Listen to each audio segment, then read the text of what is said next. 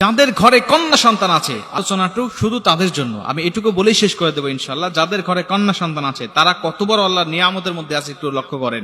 অনেকে আছে কন্যা সন্তান হলে মুখে বেজার করে, কিন্তু আল্লাহ পাক পবিত্র কোরআনে কন্যা সন্তান সম্বন্ধে বক্তৃতা দিয়ে গিয়ে আল্লাহ পাক বলেন বুশিরা আহাদুকুম, বুশিরা, আল্লাহ পাক বলেন কন্যা সন্তানের সুসংবাদ যখন দেওয়া হয়, সংবাদ না, আল্লাহ সংবাদ বলতে পারতেন, সুসংবাদ, কন্যা সন্তানের বেলায় সুসংবাদ ব্যবহার করে আল্লাহ বলছেন একদল মানুষ আছে কন্যা সন্তানের সুসংবাদ শুনে তারা মুখটা কালা করে।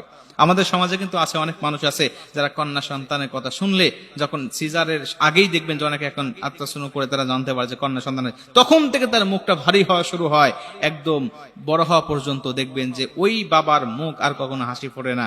সে চিন্তা করে কন্যা সন্তান আমার হয়েছে, কত না জানি আমি পাপ করে ফেলেছি। অনেকেই বলে আমার পাপের শাস্তি এটা, অথচ আল্লাহ পাক বলেন না, তোমার পাপের শাস্তি নয়। আল্লাহ পাক বলেন মুসা আলাইহিস সালাতু ওয়াস সালাম জিজ্ঞাসা করেছিলেন, আল্লাহ আপনি যখন বান্দার উপরে সন্তুষ্ট থাকেন তখন কি করেন? আপনি কিভাবে বুঝবো যে আপনি ওই বান্দার উপরে সন্তুষ্ট আছেন? আল্লাহ পাক বললেন, শোনো, যখন আমি কোনো বান্দার উপরে সন্তুষ্ট হয়ে যাই, আমি আল্লাহ পাক সঙ্গে সঙ্গে সর্বপ্রথম তার ঘরে একটা কন্যা সন্তান দিয়ে দিই।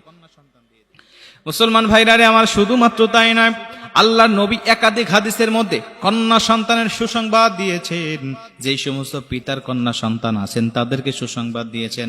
আল্লাহ রাসূল বলেন যার কন্যা সন্তান আছে, একটা কন্যা সন্তান জন্ম নেওয়ার সঙ্গে সঙ্গে জান্নাত জাহান্নামের মধ্যে এবং তার মধ্যে একটা পর্দা তৈরি হয়ে যায়।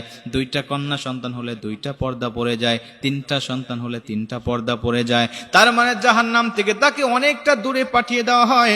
যদি সে মানুষের মতো মানুষ করে, দ্বীনি শিক্ষায় শিক্ষিত করে, সৎ পাত্রের হাতে উঠায় দিতে পারে, তাহলে ওই বাবার জন্য জান্নাত জাহান্নাম হারাম করে দেওয়া হবে।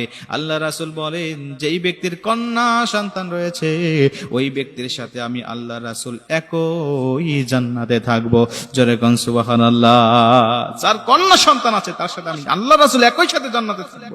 অথচ আমরা অনেক ভাইরা আছেন যারা কন্যা সন্তান হলে পরে একদম মুখ কালা করে তারা মানুষের সাথে ঠিক মতো কথাই বলতে চায় না।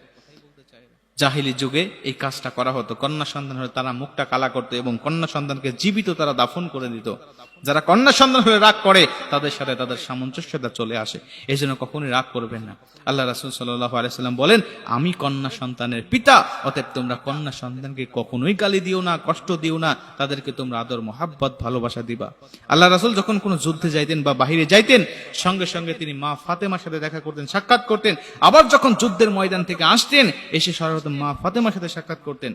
আল্লাহ রাসূলের কোনো ছেলে সন্তান জীবিত ছিল না দীর্ঘদিন, ছোট্টবেলায় আল্লাহ পাক তাদেরকে নিয়ে চলে গেছেন, কিন্তু কন্যা সন্তানগুলো বড় পর্যন্ত হয়েছিলেন, তারা বড় হয়েছিলেন এবং আল্লাহ রাসূল সাল্লাল্লাহু আলাইহি ওয়াসাল্লাম তাদেরকে বিয়ে দিয়েছিলেন, নাতি নাতনির তারা আল্লাহ রাসূল মুখ দেখেছিলেন।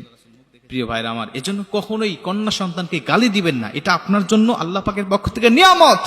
আল্লাহ পাক বলে ওই যার ঘরে কন্যা সন্তান আছে ওর ঘরে রহমত, বরকত, মাগফিরাত নাজিল হতেই থাকে, সাকিনা নাজিল হতেই থাকে।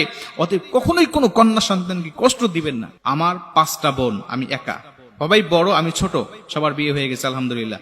আমার মা বাবা কন্যা সন্তানগুলো নিয়ে এখনো যতটা গর্ববোধ করে, সবাই যাদের কন্যা সন্তান আছে তারা কিন্তু কন্যা সন্তান প্রথমে মন খারাপ করলেও পরবর্তীতে কিন্তু এই কন্যা সন্তান নিয়ে তারা গর্ববোধ করে আর বলে যে কন্যা সন্তান যত ভালো ছেলে সন্তান এতটা ভালো নয়। এটা তারা পরে বুঝতে পারে, কিন্তু আগে বুঝতে পারে না। আবার অনেক বাবা আছেন কন্যা সন্তানকে ঠকায়, মেয়ের হক গুলো ছেলেকে লিখে দেয়, পরবর্তী দেখা যায় ছেলে বাবাকে বৃদ্ধাশ্রমে দিয়ে আসছে আর মেয়ে ওই বৃদ্ধাশ্রম থেকে নিয়ে এসে মেয়ের বাসায় বাবা মাকে রাখছে। মেয়েকে কখনোই কষ্ট দিবেন না। আল্লাহ আমাদের সবাইকে হেফাজত করুন।